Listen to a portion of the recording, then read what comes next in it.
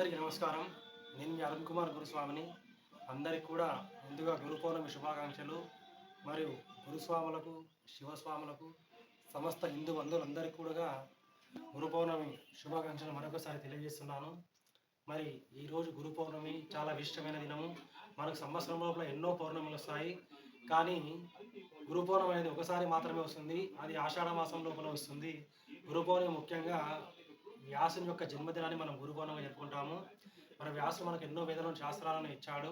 అయితే మన నిత్య జీవితంలో కూడా మనకు ఎవరైతే గురువు ఉంటారో ఆయన యొక్క ఆశీర్వాదం ఈరోజు మనం ఖచ్చితంగా తీసుకోవాలి. అదేవిధంగా ఆయన దర్శనం చేసుకోవాలి. మరి కేవలం ఆశీర్వాదం దర్శనం మాత్రమే కాదు, మనకు గురువు ఏం నేర్పుతాడో ఆయన చూపించే జ్ఞాన మార్గాన్ని, ఆయన చూపించేటువంటి ధర్మ మార్గాన్ని మనము అలవర్చుకోవాలి. ఖచ్చితంగా ఆయన మాటలు మనం విని ఆయన ఏం బోధిస్తాడో మనకు అటువంటి బోధన మనం స్వీకరించి మన జీవితాన్ని ధర్మ మార్గం లోపల నడుచుకోవాలి. కేవలము ఆయన చెప్పిన మాటలు వినడమే కాదు, ఆ మాటలను మనము ఆచరణ లోపల పెట్టాలి.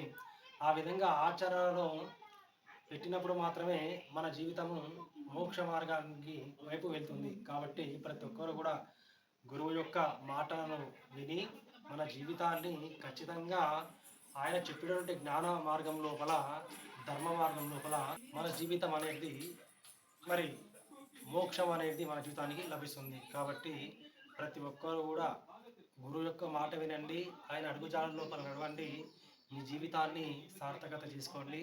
నా వీడియో నచ్చినట్లయితే లైక్ చేయండి, సబ్స్క్రైబ్ చేసుకోండి. స్వామి శరణం, స్వామి శరణమప్ప.